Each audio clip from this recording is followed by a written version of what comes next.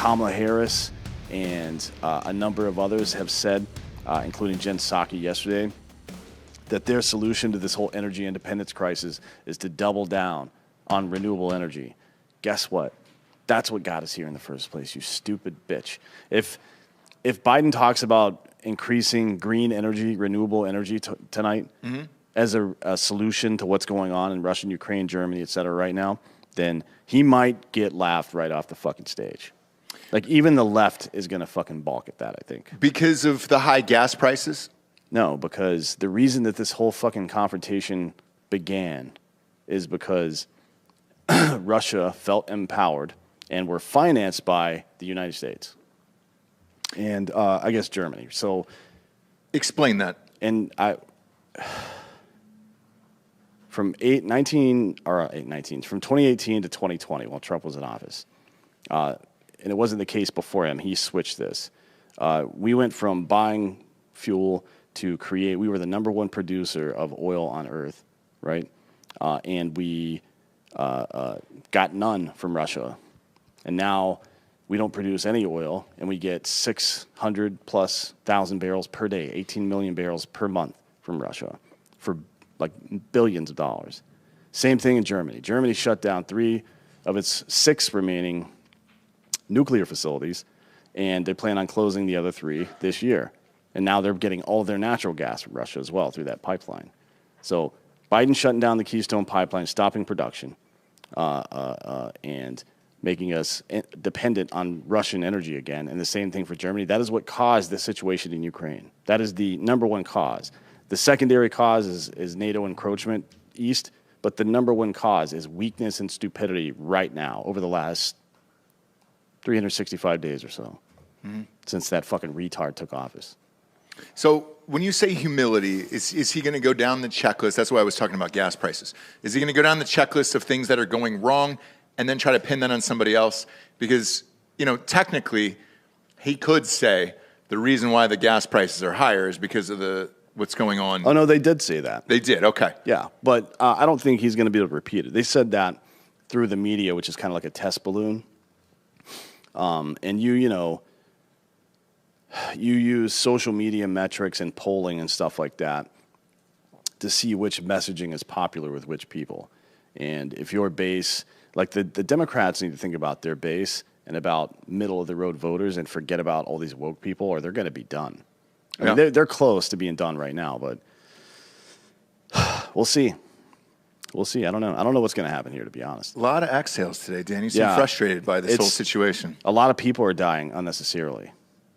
It's very angering to me. Like, I've been in war before. It fucking sucks. It's not all these people are like posting. Like, I think all the memes are funny as shit. This is not the point I'm making.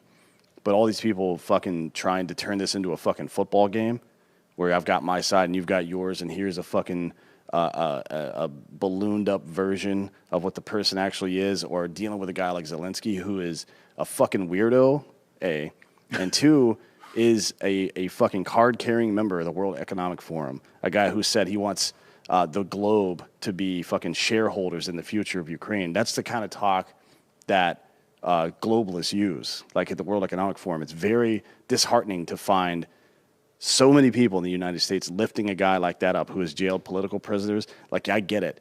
Russia fucking sucks. Putin sucks. He's a piece of shit. That doesn't mean that the other guy's not.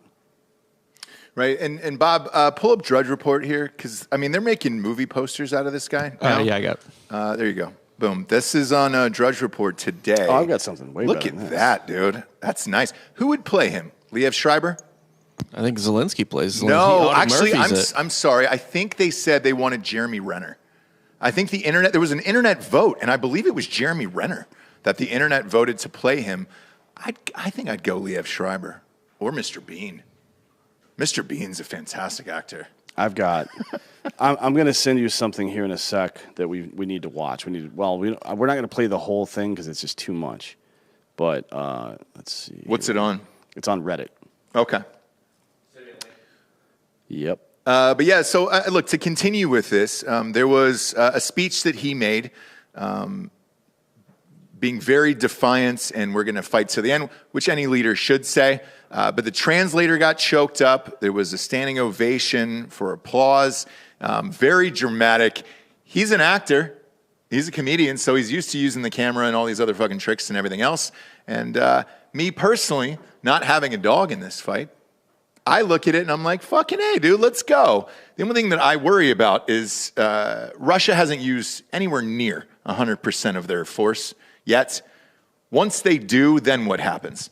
Because I think there was a 14-mile convoy about to come in. 40 miles of Russian armor. And holy shit. Yeah. And that's headed there now? This is the problem with all of this being played out on TikTok and fucking Twitter. And it's the same.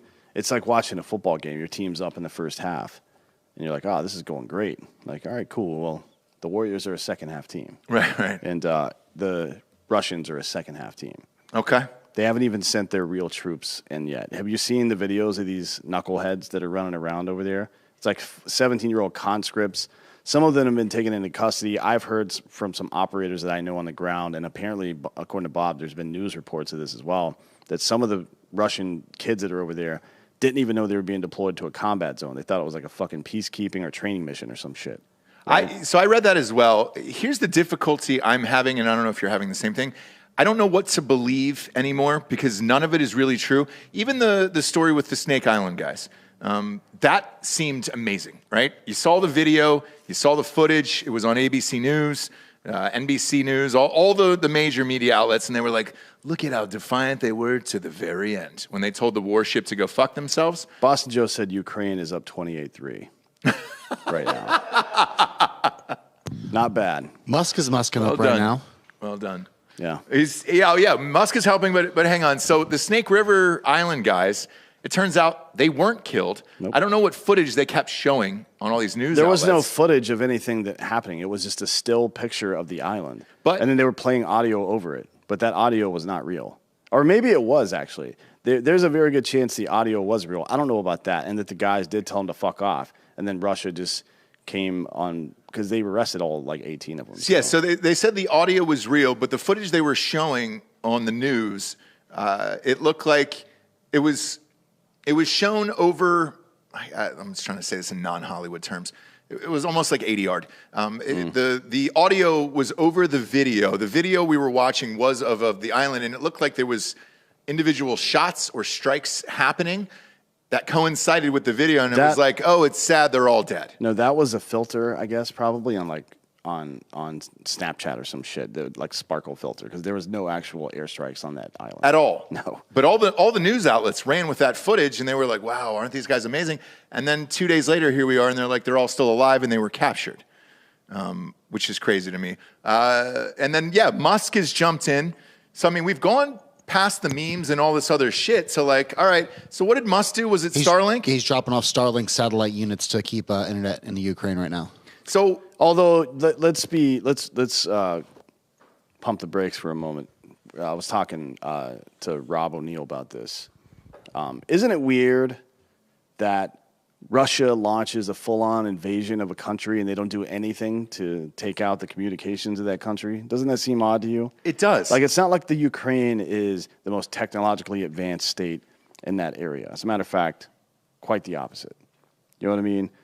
They pretty much depend on their neighboring states for a lot of stuff. So that's bizarre to me that people have just been on their phones and on the internet this whole time. It's weird. Yeah. Like the first thing that you do when you're launching an attack like that, especially when you want to keep what's happening in the country out of the fucking media. Like, Putin's a KGB guy. He's thinking 2-3 steps down the road all the time. Now, he fucks up like everybody else does, but that's how he thinks. He's a chess player. And the fact that the communication systems didn't get knocked out, that says something to me. I don't know what it says, but it says to pay more attention to that fact, because that's not how you conduct warfare. Well, let me ask you this. On the other side of that, is he leaving it on because he thinks the attack is going to be so brutal and swift that he wants it to be televised? No, because, well, I mean, maybe it's possible that he thinks that, but that would be a really stupid thing for him to think, because Russia is poor as fuck. They have no ability whatsoever to match up with the United States. Not even a prayer. We would fucking a Russia-U.S. war would be over in 2 months. Like, they don't have the money. They just can't fucking keep people fed and fuel and vehicles. They can't even do it now. So one thing that I said earlier, briefly touched on Ross Patterson Revolution this morning, was the fact that we always thought of the Russian military and Iran to have this amazing, oh man, if we get into it with them, it's going to be nuclear war and all this other shit. Well, when Trump came in, he picked off the top leader from Iran, and everybody was worried that something was going to happen, that they had this powerful military. They didn't. Are we mistaken to think the same thing about Russia? Mistaken to think what, though? That they have this powerful military, and it's just like, No, I mean, Russia versus Ukraine, yes, that's a powerful military. They are 10-1. Russia versus U.S.? 10-1 U.S. Okay. Russia and China, then? Well, they would never fight, but yeah, China is about like us. Okay, so we're about even with China? They don't have the same... They don't have some of the same capabilities that we do. I'll say that. All right. I'm not going to dive in any further, huh? Because the technology would come out of China. The tech part, hypersonic stuff and things like that, we have over a dozen first strike Triton subs with nuclear first strike capabilities just cruising around and on the Beijing Sea and shit. I mean, China would be wiped off the map before any of their rockets landed. That's nice to know. Yeah. And the same thing with Russia, by the way. They would be, like, the part of Russia that actually has people in it, I think like 60% of Russia is uninhabited. But the part that has people in it, that would all be gone. Now, and the Pooh says they lack operational experience. That is also true. We have 25 years of fucking, like, street-to-street combat, desert combat, all kinds of stuff. The weird thing about that is China doesn't want war, right? Russia does. I think Russia is becoming the new North Korea for China. It's like kind of a pit bull that they let off the leash every now and again to go fuck some shit up, and then they take kind of part in reining it in and then mop up some of the fucking, spoils of that.